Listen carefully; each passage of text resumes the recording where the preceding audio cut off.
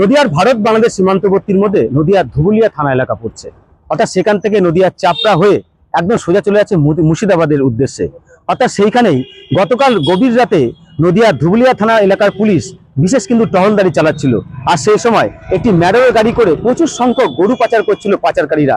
আর পুলিশের হাতে ধরা পড়ে 4 অভিযুক্ত, অর্থাৎ 4 গরু পাচারকারী ধরা পড়ে।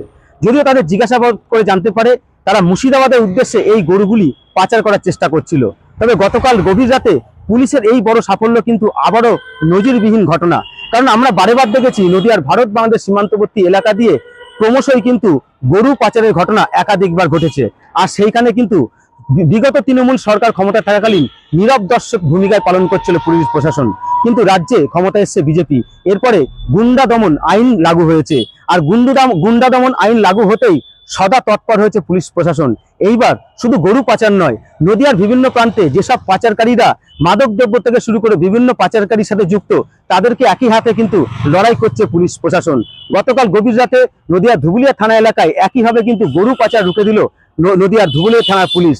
এবং 4 অভিযুক্তকে যেমন গ্রেপ্তার করা হয়, তাদের জিজ্ঞাসাবাদের মধ্যে দিয়ে বেশ কিছু তথ্য উঠে আসে পুলিশের কাছে। আজকে তাদের কৃষ্ণনগর দায়রা আদালতে তোলা হয়েছে এবং পুলিশ হেফাজতে নেওয়ার আবেদনও জানানো হয়েছে আদালতে। নদিয়া থেকে মাধব দেবনাথ, একে বাংলা 24x7।